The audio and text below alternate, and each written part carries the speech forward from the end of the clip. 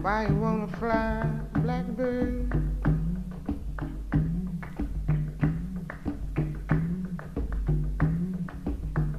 You ain't ever gonna fly.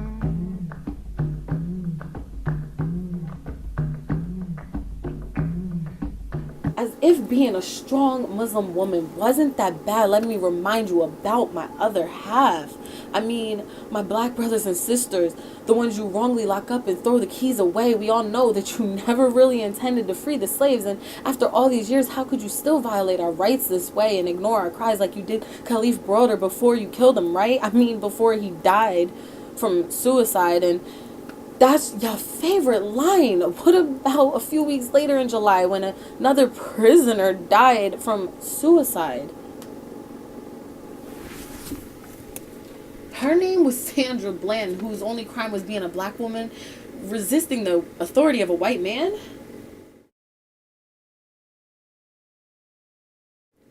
The list goes on, but I'm aware of your attention span, and I know you don't like talking about this stuff at the dinner table because of Uncle Stan. And before things get out of hand, can you pass me the crayon?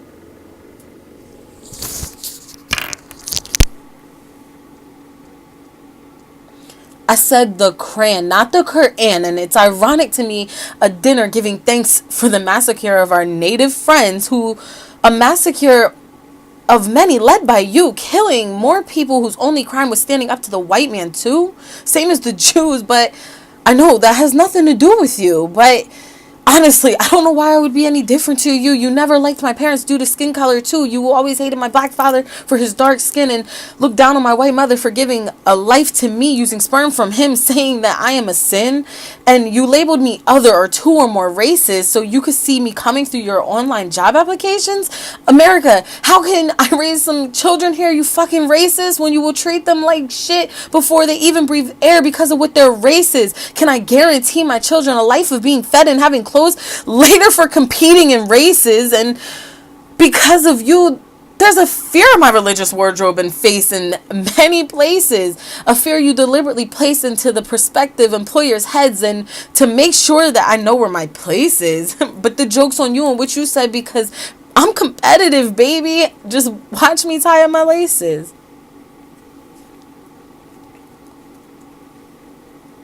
Does it make you feel good I don't dress like that anymore? And I can't rest assured I'll make it safely to my front door any more than before. And because what if I run into a man and he grabs my hand because he held open a door and now he wants more? And this man wants me even when I say that he can't. And he's attracted to my hair because he can see that it's red. And when I sternly tell him to leave me alone, he sees it as flirting instead. And I'm pissed now, America, because you'll say this is my fault because you aren't teaching them it's wrong to do it. You're teaching them just don't get caught. And see, I'm so tired now, America, because this is what you want.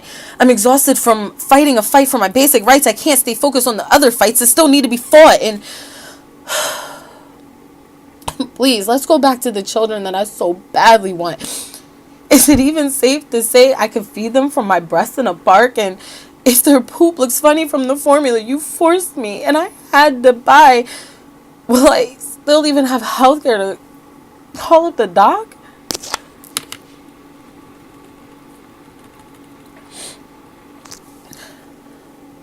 America, how will I raise my son to follow everything he's taught? My black son to be a pious man when you keep telling him he isn't shit every chance you can. And please, America, you're gonna raise my kids too, and let me make you understand before you try to use them for the betterment of you.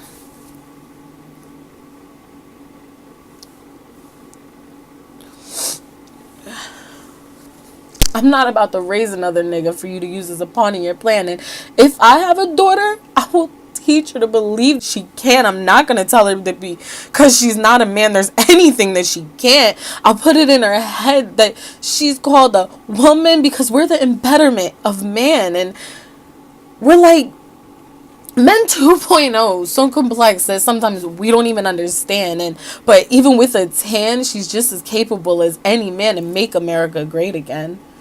And I'll teach them that Jesus was an olive-colored man with hair like a lamb, and he walked through the same sand as Muhammad, peace and blessings upon him, did. And he was our prophet, the best of man. And when given revelation from the angel Jibril, he ran.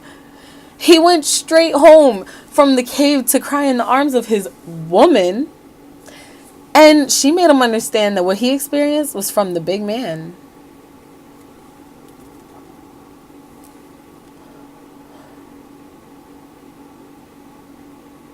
I know.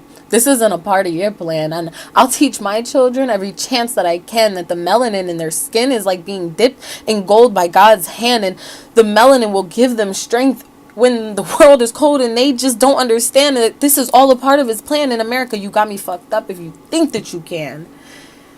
It's obvious you're a man because you still won't acknowledge the shit that you did and just like the shit that you do, and you really have some shitty friends around you that you allow to influence you, calling fake news just because it brings negative attention to you, and taking freedom of speech. That shit dictators do.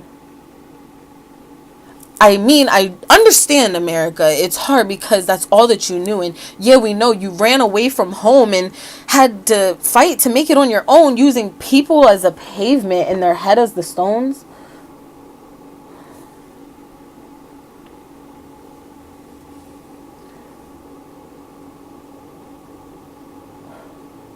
These last few years, I couldn't really see the light, but now it's so bright and exposing some of your flaws that you've obviously never learned nothing at all. And this is why I'm leaving you, America. I can't take your calls and I can't stay in this hell. Couldn't you tell? Because I was halfway leaving you last October when you were in that cell.